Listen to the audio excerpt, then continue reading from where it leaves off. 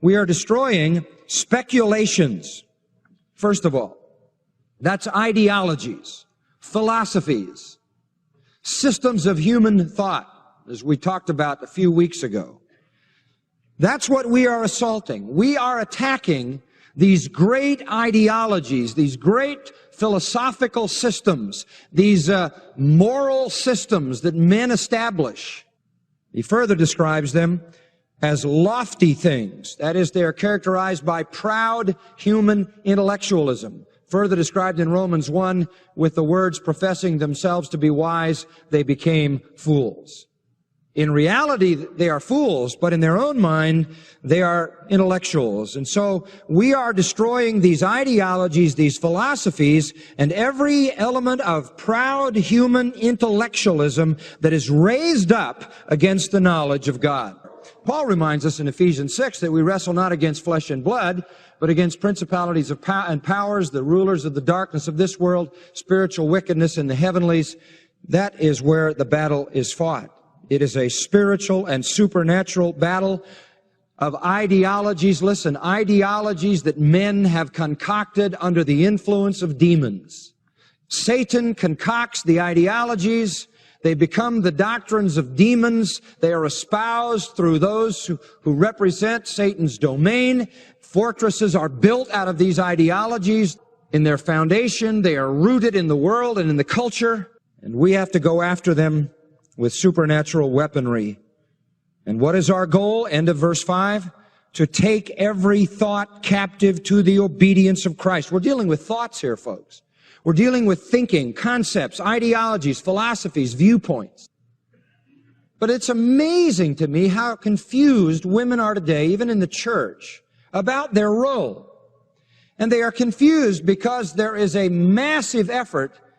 The troops have been sent out from the fortress called the feminist agenda to spread their philosophy throughout this society. Radical feminism has so brainwashed our culture that church leaders and church members have even capitulated to the lies. And as a result, marriage and the family, the primary building blocks of social and moral order, are in shambles. Much of this can be laid at the feet of the feminist movement because it has overturned the thinking of women so dramatically that they have abandoned their God-intended role, and consequently, the family has felt the consequences. Untaught Christians have become prey to the ideology of the feminists. And frankly, most of us probably have no real idea of what the feminist agenda is at its core. It is frightening and it is fatal. What the public sees is that women want equal pay. What the public sees is that women want to be free from certain social strictures. But the real agenda is much more serious. Listen to it. Gloria Steinem, editor of Ms. Magazine. Quote, by the year 2000, we will, I hope, raise our children to believe in human potential, not God. Satan's ideologies can't ever just stop with social issues. They always go to theological ones. Radical feminist leader Sheila Cronin, and you've heard the name, I've heard it so many times, she says this: since marriage constitutes slavery for women, it is clear that the women's movement must concentrate on attacking this institution. Freedom for women cannot be won without the abolition of marriage. As far back as 1971, there was produced by these feminists a document called the Declaration of Feminism. It says this: the end of the institution of marriage is a necessary condition for the liberation of women. Therefore, it is important for us to encourage women to leave their husbands and not live individually with men. All of history must be rewritten in terms of oppression of women. We must go back to ancient female religions like witchcraft. By the way, this is largely lesbian-led, and that's why they have that attitude toward men. Annie Laurie Gaylor, writing in The Humanist, July-August 1988, has an article called Feminist Salvation. This is what she says. And this affects the elite thinkers at the university level, and it gets taught to the students in the system. So it works its way into the culture.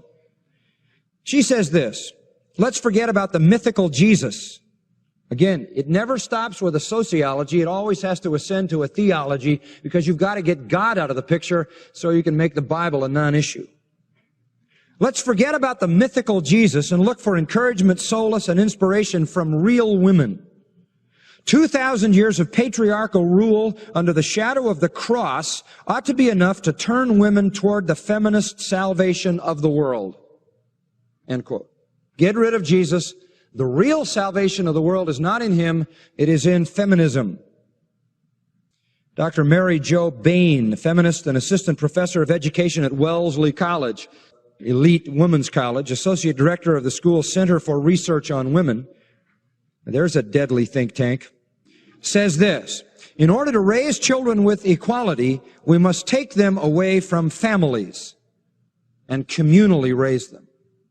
We got to get them away from any male influence. Margaret Sanger, founder of Planned Parenthood, leading the parade in abortion, said, the most merciful thing a large family can do to one of its infant members is kill it. Now, the reason we have to take these ideas seriously is because they constitute the fortress. They constitute the speculations, the ideologies, the proud intellectualism that is erected in this culture and has a formidable place. They are influencing law.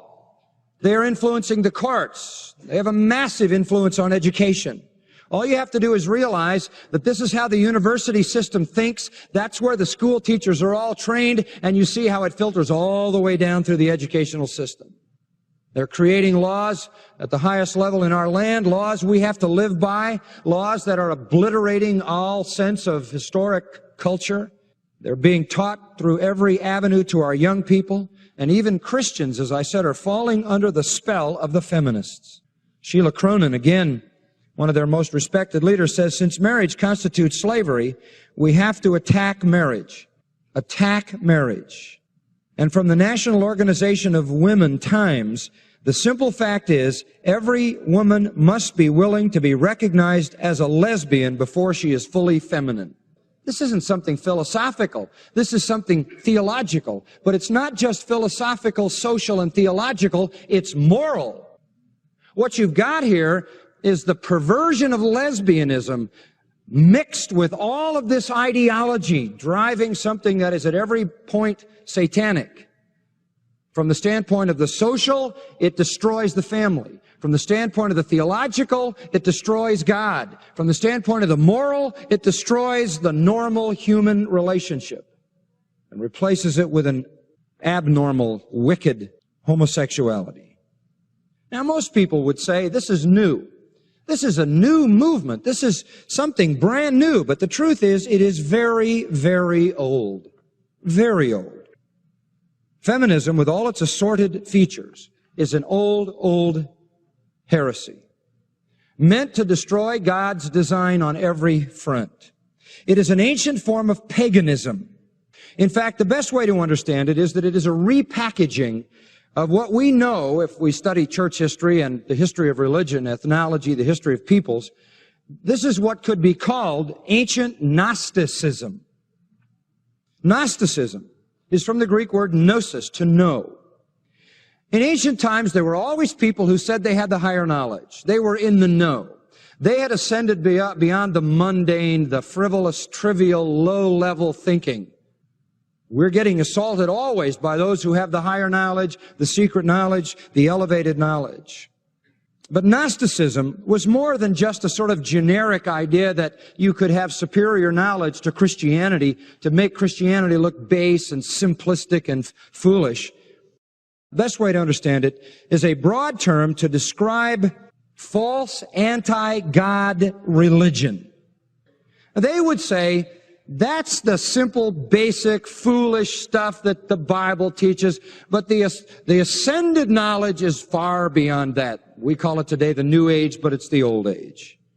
Ancient Gnosticism was a kaleidoscopic mixture of all kinds of traditions and all kinds of viewpoints. It had the rationalism of the Greek West It had the mysticism of the Eastern religions, and it was all mixed up, and we see it today replicated in the New Age philosophy. The parallels, by the way, are very, very striking. But at the heart of ancient Gnosticism was the central truth that drove the heresy.